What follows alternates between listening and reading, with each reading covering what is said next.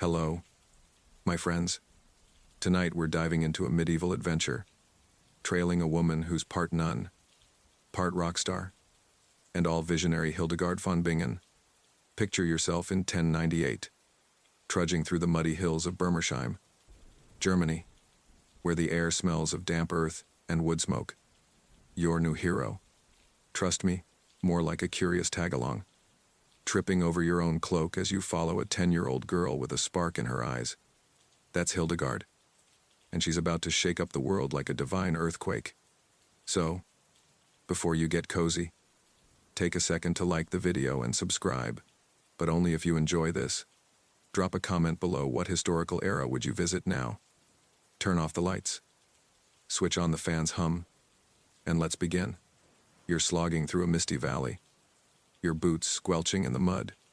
Ahead, a stone nunnery looms, its walls gray and stern, like a grumpy uncle who never smiles. Hildegard's parent, noble but practical, have decided she's destined for a holy life, mostly because she's their 10th kid. And, well, someone's got to join the church. You're carrying a small bundle of her things, a wool dress, a wooden comb, and a tiny carved cross that feels oddly warm in your hand. Spoiler that cross, it's gonna matter later. Inside the nunnery at Disibodenberg, you're hit with the scent of wax candles and old parchment. The abbess, Jutta, is a severe woman with a stare that could curdle milk. She's Hildegard's new mentor, and you're just trying not to drop the bundle as Jutta lectures about obedience. Hildegard, though, isn't listening. She's staring at the ceiling, her eyes wide, like she's seeing something you can't. You nudge her, whispering, "Hey, kid, focus." She blinks and mutters, "The light, it's singing." You chuckle, thinking she's just being dramatic. Joke's on you, try keeping up with a kid who's got a direct line to the cosmos. You'd trip spectacularly. This is the Orthodox event, Hildegard's enclosure in the nunnery at age 15 in 1113, a formal commitment to monastic life. She's not just a nun in training, she's locked in a small anchorage with Jutta, a walled-off room where they pray and study. You're outside, hauling water buckets for them, your arms aching. The life is brutal prayers at midnight, bread and porridge for dinner, and zero Wi-Fi. But Hildegard's different. She's already having visions, flashes of light and voices. She's kept secret since she was 3. You overhear her whispering to Jutta about a living light, and you're like, "Kid, lay off the spicy stew." Here's a quirky fact: medieval nuns like Hildegard often brewed their own beer as part of monastery duties. Picture you and Hildegard sneaking a sip of her latest batch. Tastes like muddy socks. But she insists it's divinely inspired. You grin and say, "If this is heaven's brew, I'm sticking to water." She rolls her eyes, and you're pretty sure she's plotting to make you scrub the brewery next. There's a scholarly debate about when Hildegard's visions began. Some, like historian Barbara Newman, argue they started in childhood, as Hildegard claimed, tied to her frail health and spiritual sensitivity. Others, like Dr.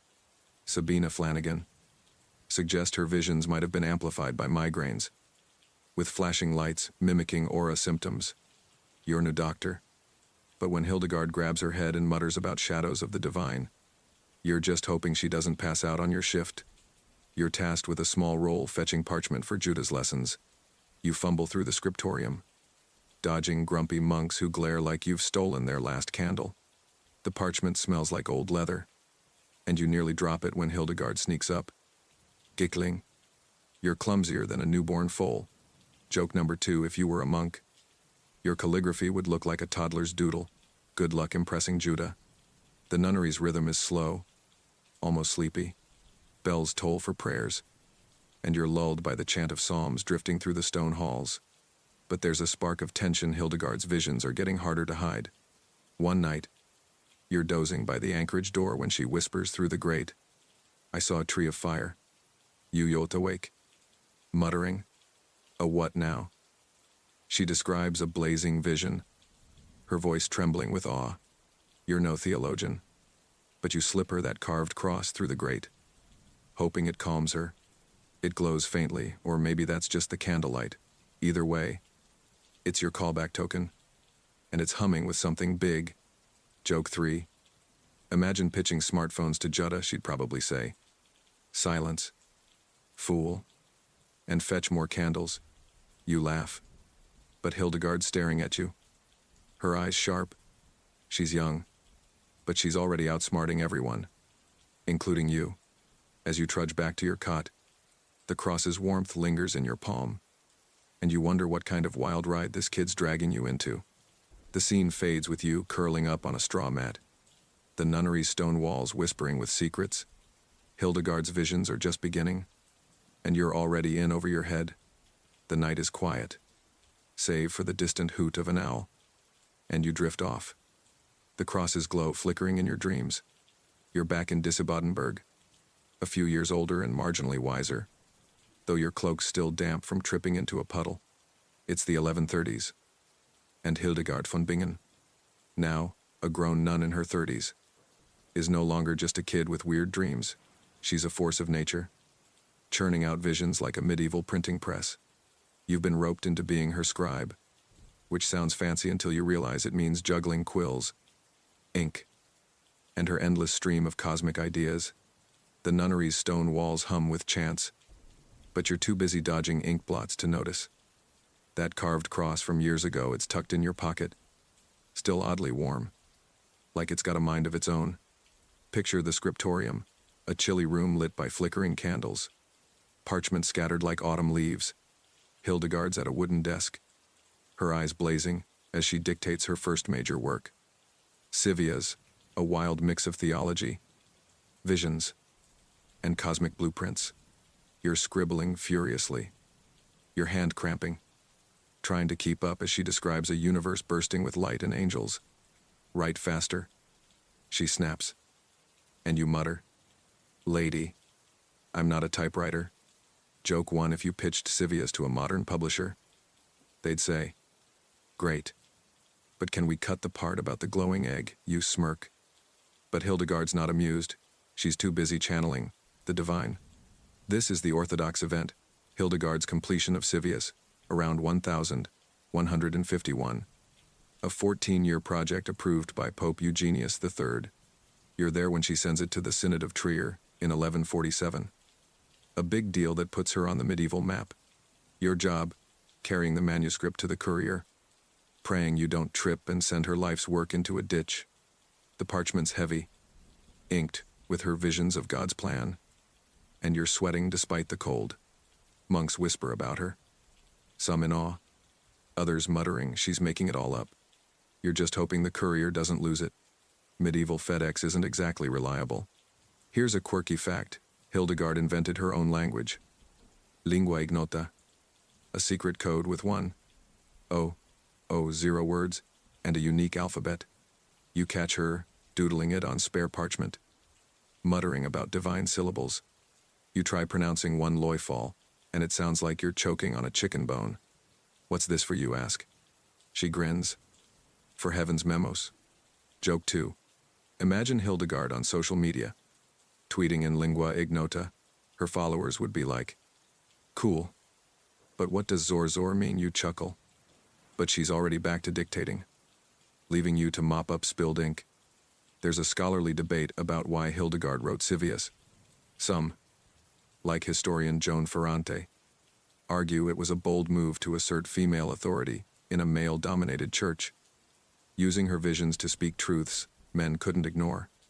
Others, like Dr. Catherine Kirby Fulton, suggest she was driven by apocalyptic fears, warning of a corrupt world. You're no scholar, but when Hildegard grabs your arm and says, "This is God's truth," you believe her mostly because her grip's like a vice. You're just glad she's not making you debate the monks, who'd probably roast you for smudging their scrolls. Your role's active, you're not just a scribe. You're her errand runner. Fetching wax to seal letters, she's firing off to bishops and kings. One letter's to Bernard of Clairvaux, a big-shot monk, begging for support. You're lugging it across the cloister when a gust scatters your papers. Great. You groan, chasing them like a dog after squirrels. Hildegard laughs. You're no saint, but you'll do. The cross in your pocket pulses as you stuff the letters back, and you wonder if it's cheering you on or mocking you. The rhythm's slow, soothing, like the drip of wax on parchment. You're lulled by the scratch of quills and Hildegard's soft humming. She's composing music now. Ethereal notes that make the scriptorium feel like a slice of heaven. But there's a spark of chaos. A monk storms in, accusing her of heresy. You freeze, ink dripping, as she shuts him down with a glare and a sermon about divine light. You're impressed, but also glad you're not on her bad side. Joke 3. If you tried debating Hildegard, you'd fumble worse than a night in a TikTok dance challenge. The callback's back that cross. You're sealing a letter when it slips from your pocket, landing on Sivius's final page. Hildegard picks it up, her eyes softening. This was mine, she whispers, like it's a secret between you. She tucks it back, and you feel a shiver not from the cold, but from the weight of her words.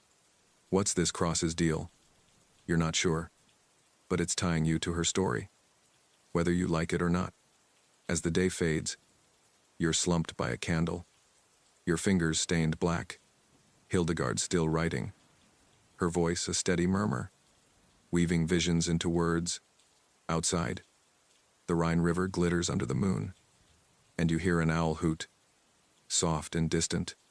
You're exhausted, but there's a warmth in your chest, like the cross's glow is spreading. You drift towards sleep, Hildegard's voice fading into a lullaby of stars and light. You're knee-deep in the 1150s, trudging through the lush, misty grounds of Disibodenberg, where the air smells of wet grass and something faintly herbal, like nature's attempt at soup. Hildegard von Bingen, now in her 50s, is no longer just scribbling cosmic visions. She's running her own show, a new monastery at Rupertsberg, and you're her frazzled assistant in the infirmary, your cloak splattered with mud, and that carved cross, it's still in your pocket, humming like it's got a secret. It's dying to spill. You're hauling a basket of herbs, praying you don't mix up the ones for healing with the ones that'll make you see talking goats.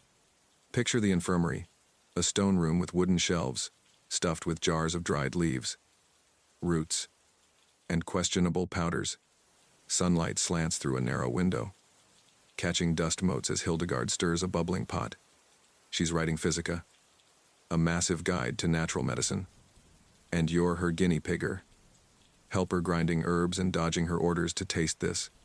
You sniff a green paste and recoil. This smells like a troll's armpit. You mutter. She smirks. Good. It's for vitality. Joke 1. If you tried selling Hildegard's potions on Etsy, you'd get reviews like 5 stars. But now I glow in the dark. This is the Orthodox event, Hildegard's founding of Rupertsberg Monastery, around 1150. A bold move to break free from Disibodenberg's grumpy monks. You're there, lugging stones for the new walls. Your back screaming. The monastery's perched on a hill overlooking the Rhine, and you pause to catch your breath, watching barge drift below. Hildegard's vision for Rupertsberg is fierce, her own space to lead, heal, and write. You're just hoping she doesn't make you haul more rocks tomorrow. A nun hands you a cup of her infamous beer, and you sip it, wincing it's still terrible. But you're too tired to complain. Here's a quirky fact: Hildegard believed gemstones had healing powers, like amethysts, for calming nerves. She's got you polishing a chunky emerald, claiming it'll soothe the soul. You're skeptical, muttering, "This rock's fancier than my entire life." You fumble it, and it rolls under a table. Hildegard sighs. You're no jeweler. Are you? Joke 2. Imagine Hildegard on a medieval infomercial, hawking gemstones. Buy now, and get a free vision of the cosmos. You laugh, but you're still crawling after that emerald, hoping it doesn't curse you. There's a scholarly debate about Hildegard's medical knowledge. Some, like Dr. Razin, Victoria Sweet, argue her Physica was groundbreaking, blending observation with spiritual insight to treat body and soul. Others, like historian John Riddle, suggest she relied heavily on folk remedies, less innovative than claimed.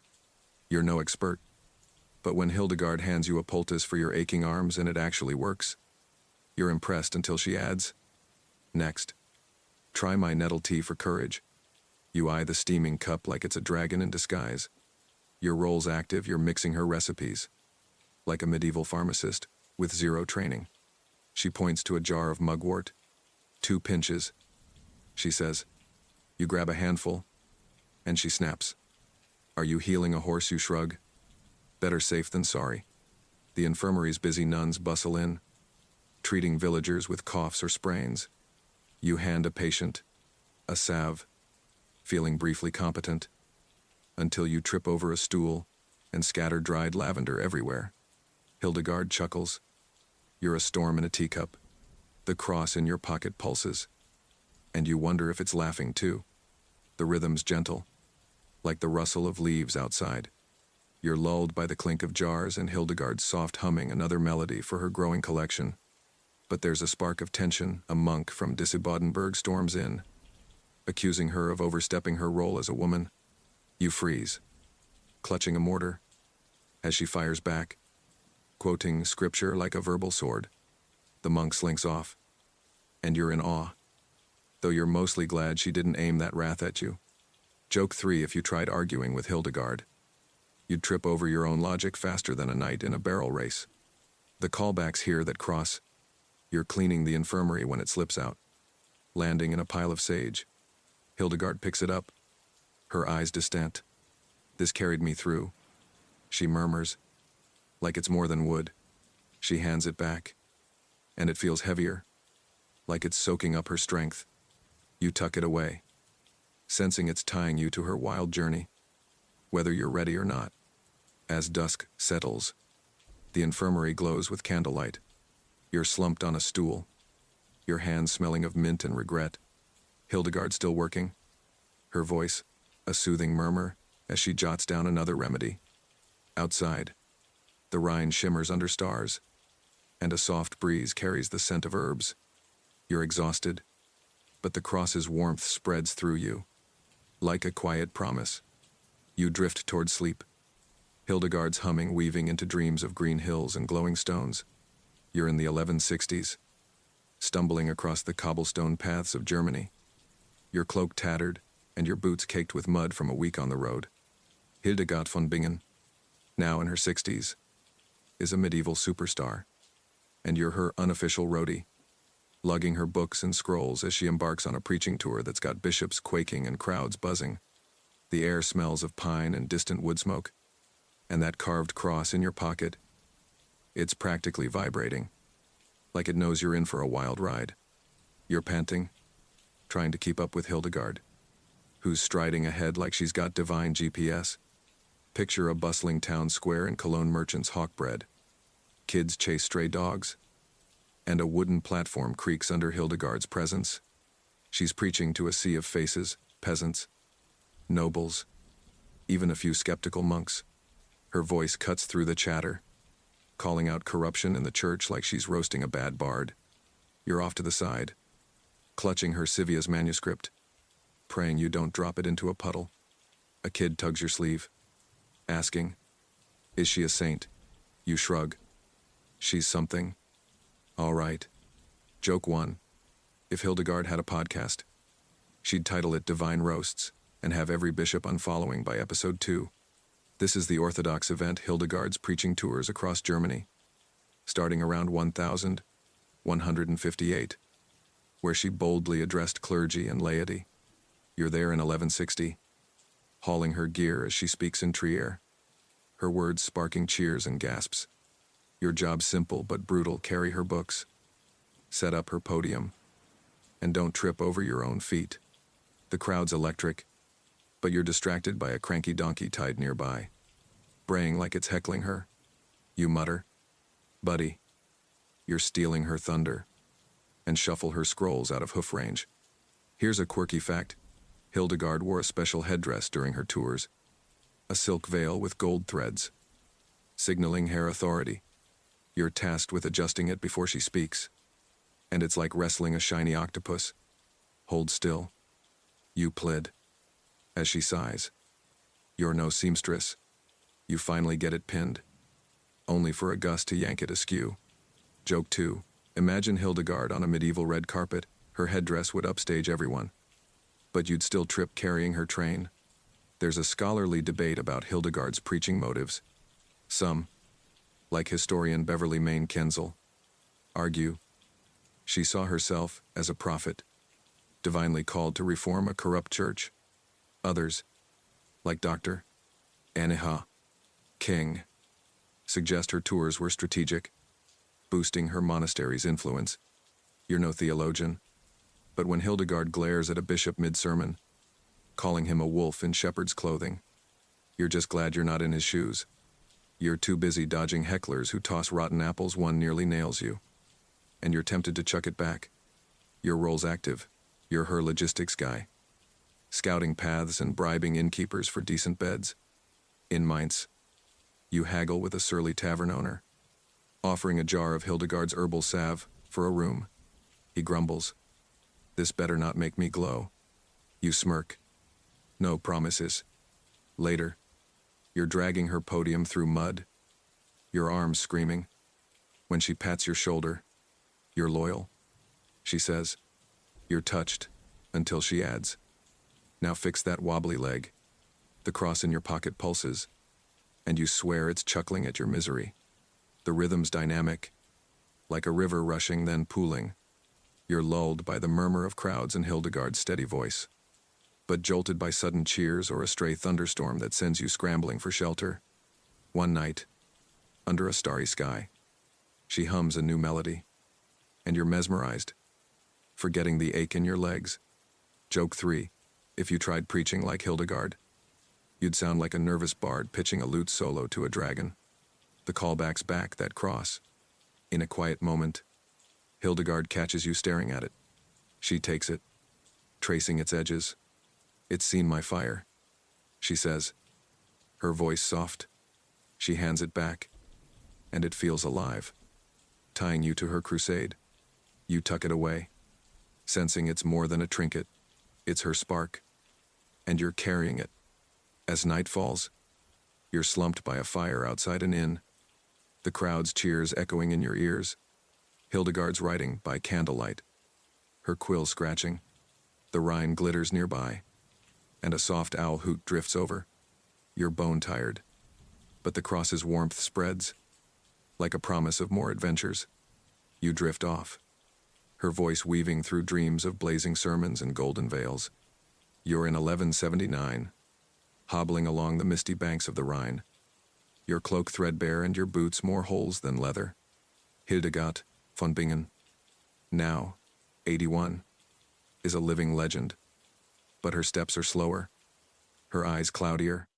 You're still her shadow, clutching a bundle of her final writings, letters, hymns, and scraps of visions that feel heavier than stone. The air smells of damp moss and fading summer, and that carved cross in your pocket, it's burning like a tiny star, as if it knows the end's near.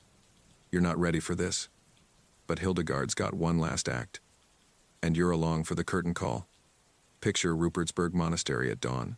Stone walls glow pink in the light, and nuns chant softly, their voices like a lullaby. Hildegard's in her cell, propped on a straw pallet, dictating a letter to some bishop who's probably quaking at her words. You're kneeling beside her, scribbling her thoughts, your hand shaking not from cold, but from the weight of her voice. She pauses, coughing, and you offer her a cup of her own nettle tea. She grimaces. You brewed it too weak. You mutter, "Not my fault, your recipe's half sorcery." Joke 1. If you tried selling Hildegard's tea on Amazon, the reviews would say, "Taste like lawn clippings, but I feel holy." This is the Orthodox event, a quiet passing that still sent ripples through the church. You're there, holding her hand as she whispers about a final vision, a sky ablaze with light. Your job's simple: keep her writing safe and pass them to the nuns. But it's not easy. You're dodging tears and a nosy monk who wants to inspect her work. You stuff the scrolls under your cloak, muttering, "Not today. Pal." Outside, the Rhine flows steady, like it's mourning her already. Here's a quirky fact. Hildegard's nuns claimed the room glowed when she died, a soft light lingering for days. You're skeptical, squinting at the candlelit cell, but when you brush past her desk, the air feels electric. You joke to a nun. What? Did she leave a divine nightlight? She glares, and you shut up, but you're half convinced the cross in your pocket's behind it. Joke 2. Imagine Hildegard's glow going viral on Medieval X. Nun's room lit. AF. No candles needed. You smirk. But the thought's oddly comforting. There's a scholarly debate about Hildegard's legacy. Some, like historian Peter Dronke, argue she was a feminist trailblazer, using visions to carve space in a patriarchal church. Others, like Dr.